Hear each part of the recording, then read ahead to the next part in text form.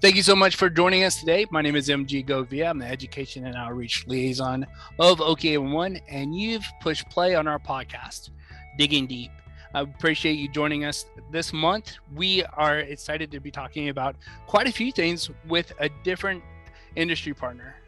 When we talk about A11, we talk about our member companies, those who own and operate underground facilities. We talk about the locators, the ones who are going to go out and mark those underground facilities so that an excavator can remain safe while working on that project.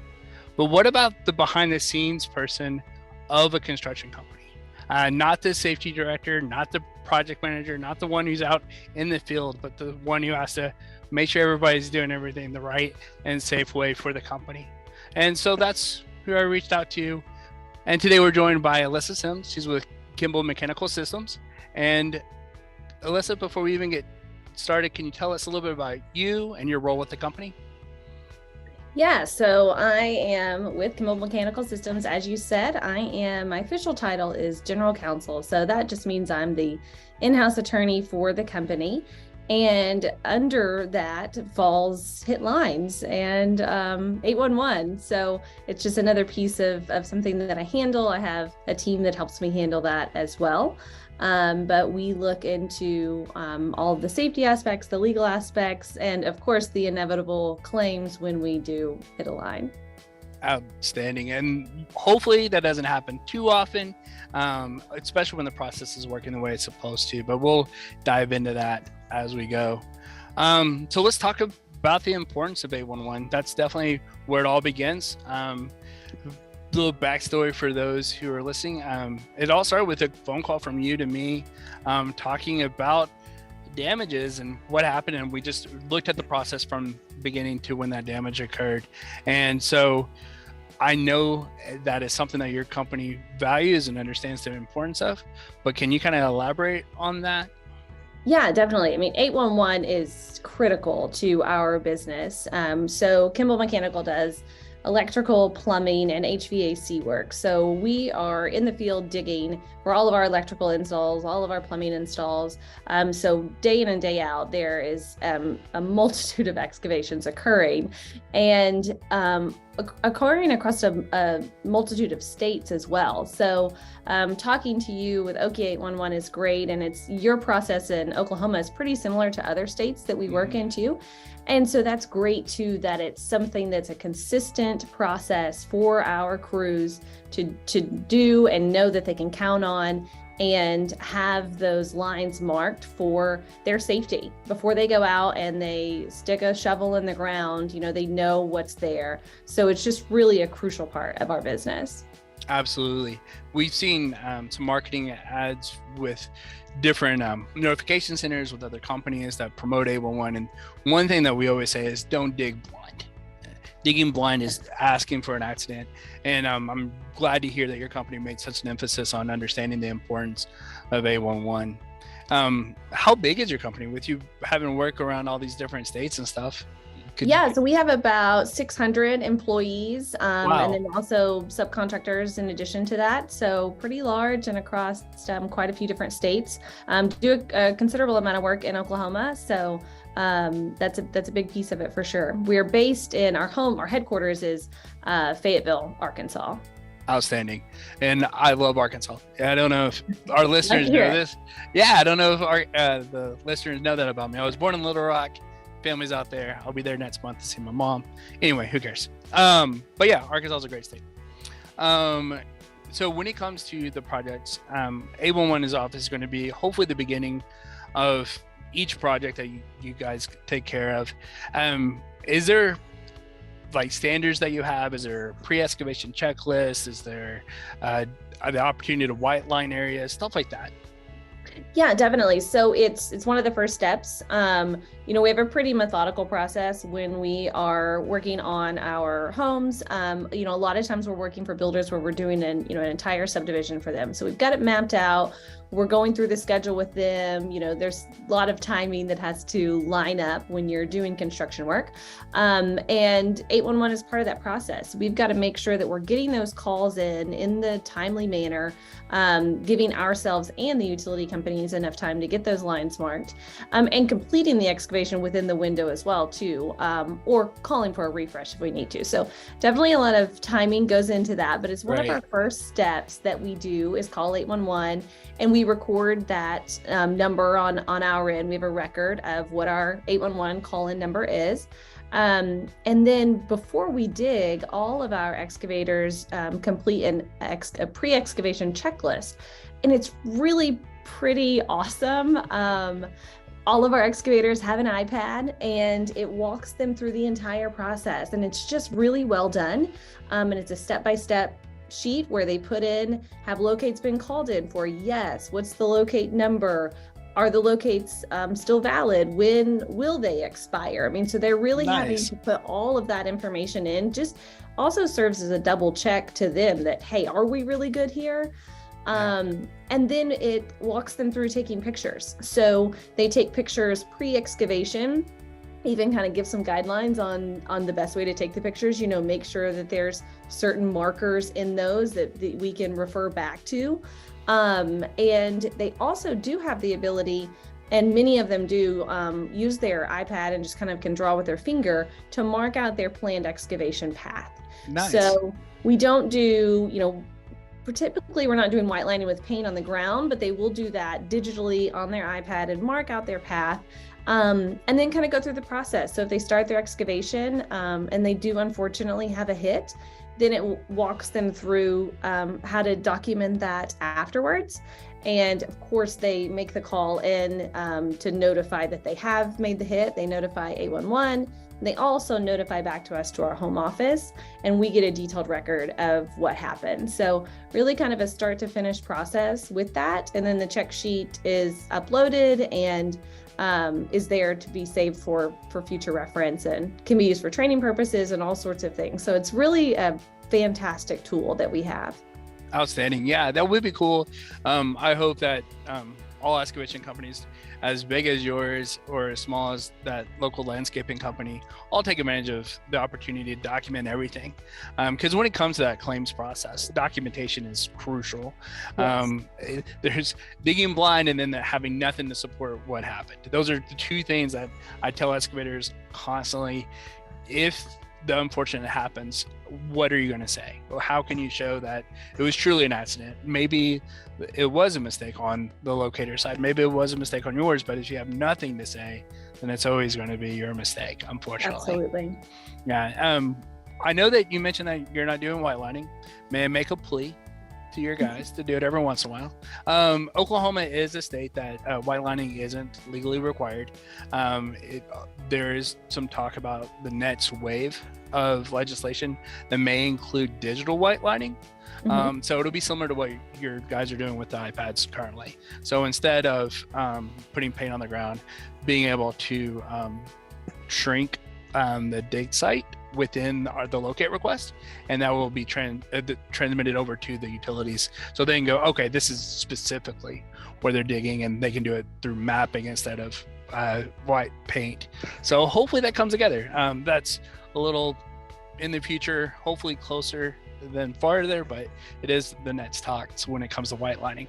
But if they can white line, it improves the process, because I know the next step is obviously getting response from the utilities, right? So they've done everything, pre-excavation checklist, they've made that call to put in the locate request, they're waiting the required time, which in Oklahoma is a minimum of 2 business days, not counting the date of excavate or notification. And so while they wait, in Oklahoma, it's mandatory positive response, which means the utilities have to say, I've been there, I've marked, it's all clear, there's an angry chihuahua and I can't get in the backyard, whatever the case may be, right? So they have to share that information. When it comes to the positive response, are your excavators receiving and recording that at the field level, or is there somebody in between, like an office admin or something, that's running all those projects for them? Yeah, so that is happening at the field level, because it's generally happening the day of that we're going out and we're ready to dig on that day. So we do a check to make sure that we have had the positive response, which, by the way, we are huge proponents of. It's great that Oklahoma has taken that step to require that positive response. To have that answer from the utility companies, or whether they're there or not, is just really helpful, because there would be times when utility companies wouldn't respond. And I feel like we're seeing a greater response now that that's mandatory. But yes, so one of our field guys will check that in. That's usually the superintendent who's going to double check that and make sure that we have received a response from all the utility companies. And then if we haven't, it is our practice to provide a second notice. And you and I have had some conversations around the second notices, but that is our process to provide a second notice. Absolutely. And the cool thing about second notice is here in Oklahoma, they are kind of it's a CYA move, excavators. It's totally a CYA move. But it also helps out just showing, hey, I'm doing that extra due diligence. I'm giving you a courtesy notification that, hey, you didn't make it out in time. And it shows like where they have fallen behind. And we ask for some time for the locating partners to get out there. But it's not a reset to the ticket. It's not another 48 hours. It could be the same day if your crew is on site. All those things are available to you. I've even heard of some construction crews that don't mobilize their crews until they've seen positive response from 100% of the locates. And so that's also a great aspect if you're looking to save money on laboring. If this project isn't 100% responded to, maybe this crew can go help out or do another project that has been 100% responded to. So there's a lot of ways that positive responses improved communication and even efficiencies in the field from our contracting companies. Yeah, definitely. I agree with that. And we make it a point, if we can move the job, if we can go somewhere else and work, then that's what we'll do. So we're trying to make those checks, when they're still at the warehouse in the morning and they haven't mobilized out to the sites yet. But, from an excavator standpoint, the time period is tight. We are on, the GC's timelines. We're a subcontractor and we have, contracted to meet certain deadlines. And of course, they're going to look at us. They're not going to be happy with us if we say that we couldn't go excavate that day. So we're trying to be mindful of that. But anytime that we can shift crews around and go elsewhere, then we're going to do that. Yeah. Because ultimately we want to make sure those utilities are marked, because it's the safety of our crews out there in the field when they're digging. If the utility hasn't been marked, that we don't want to put them at risk. So it's definitely something that we try to be as proactive as we possibly can. Mm-hmm. And that's the good thing about this.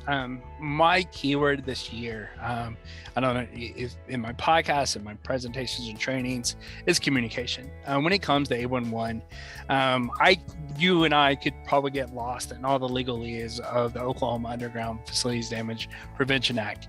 It's a lot of words. And but ultimately, if I can break down the 811 process to, hey, you're an excavator and you want to know where the underground lines are, communicate with the locating partners and let them know that you want to do this through 811, and then the communication returns back. And the better that you can open up that communication with like white lining and positive response and being able to do second notices with some grace, those things help that process get so much better. The only thing that's out there that we're really working on to improve communication is what's called waste in the system. I didn't talk about with you before we got pushed the record button. But one thing that has occurred is in Oklahoma, legislation has put these two phrases in about excessive and unreasonable locate requests. And it falls under two categories: non-emergency emergency requests, which is kind of a no-brainer. Hey, it's an emergency, and then they come out and it's a new meter install, right? It's not an emergency. There's nobody living there. And then the other one would be excessive updates, where the calls originally put in, they say they're going to be working there for a month, and 4 months later, we're still getting updates on it. And the utilities and the locator partnering companies go out there and they can't see a shovel or move to dirt in a month, right? And so that's opened up an opportunity. To my knowledge, it hasn't happened yet, but an opportunity for those member companies who are responding to those excessive and unreasonable locate requests to invoice them for those. And so you and I have already talked a little bit about this, but that's something that you guys are committed to also to only have locate requests for areas that you're truly working. Yeah, definitely. I mean, it's just an efficiency issue. So it's inefficient on both sides. And I think it's honestly fair if the utility company is charging back for that, for those excessive, because, you know, they're coming out and they're just having to do their work over and over again repeatedly.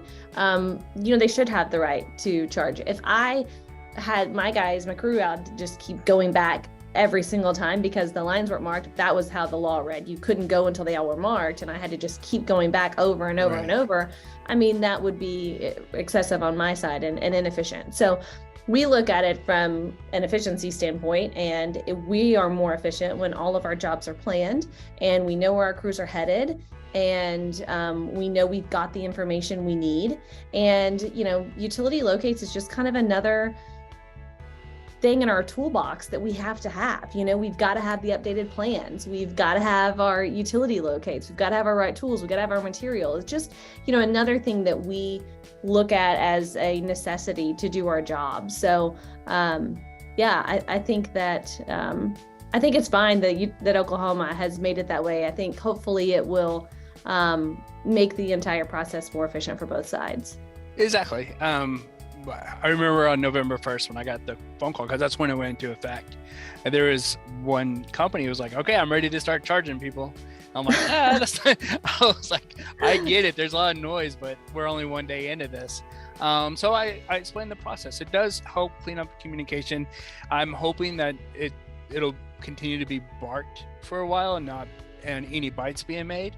But eventually it is something that is in those member companies toolbox, like you said, to be able to say, okay, enough's enough.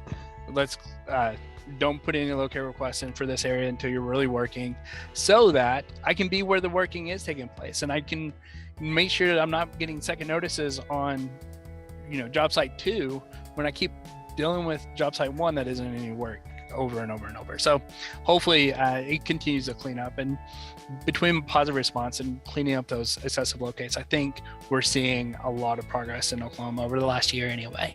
So thanks for diving into that with me. Yeah, of course.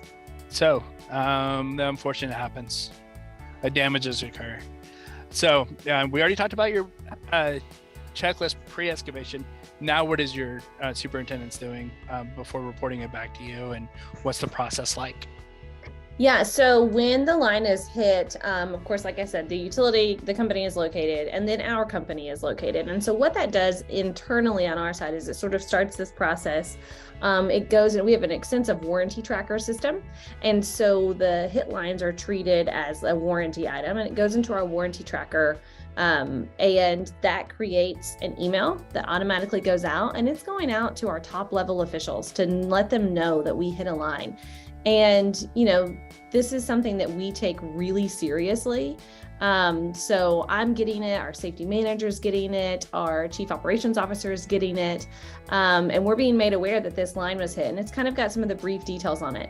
There'll be an automated follow-up email from that once that check sheet is completed, within about 24 hours that the system kind of runs that through, and it will send us the check sheet. Okay. And so we can actually just click that link and go right to the check sheet. If I wanted to see it sooner, I can go dig it up, but it just kind of pings us again to say, hey, remember this hit line? Here's this check sheet on it. Here's what happened. Here's the nitty gritty. Here's your pictures. Here's whether locates were called in, whether it was marked. And we dive right into it. Okay. And, you know, we're just looking out for ourselves. But we also want to be a good partner to the utility companies. And so we look to see what was going on here. What was wrong? Were the marks just really off, or were they not there? We really want to figure out what's going on there and why did this happen? Because like I said, I mean, we are digging every single day. And so it just has to be a top priority for us to make sure that we look into these things. And if it's something on our end that's causing an excessive amount of hit lines, then we've got to do more training, and we've got to dig in on that as well. So, so when that hit line comes in, that just sort of starts our internal investigation process, that we figure out what's going on. And then from there, you know, we sometimes will get that invoice from the utility company. And so once that invoice comes in, fortunately for us, we've already done that internal investigation, and we know right off the bat, okay, was this our fault or not? And then that guides our response to that invoice. Perfect. I love that through that, two things. You use the word digging so much. I know that's a big thing. And I don't know if you did it intentionally, but yeah, you dig into this and you dig into that to make sure everything's correct. So that made me, I love that. Second thing, obviously, is the communication side of it. Yeah, you take care of it internally immediately, but like you said, you want to make sure you're a good partner with the utility companies, so that you can do better with communication or whatever the next project is. And that is the important part of it all. We want to ask you to subscribe to our podcast so that you can be the first to hear each new episode. If you are watching on YouTube, be sure to follow the channel for not only our podcast, but also educational videos on Oki 811 services. Follow us on social media to know of upcoming educational events, such as Safety Days or our Expo, or to know the next time we may be hiring. Thank you for listening to Digging Deep, an Oki 811 podcast. After you subscribe, be sure to share. So, we kind of talked about all the hats you wear with your role with the company. I kind of always like to finish up with an understanding of what 811 means. I know that we kind of talked about it high level, but with your role and understanding the importance of 811, do you have one more story to share, one more example of why it's so important for your company? Yeah, I think that, just overall, the safety of our crew is of utmost importance. We have a vision statement for our company that we've had for a long time, and that's to be a highly trusted, values-driven, compelling force in the construction industry. And we really stand behind that. We stand behind our values. We want what's best for our employees. And many times I've heard our owner speak and say how passionate he is about this, and how he never wants to have to make that call to an employee's family. And safety is just of utmost important to us. And so 811 is a fantastic tool for our safety. Mm-hmm. We have a whole safety team that deals with, everything from the basics of a hard hat to, other protective gear, steel-toed boots.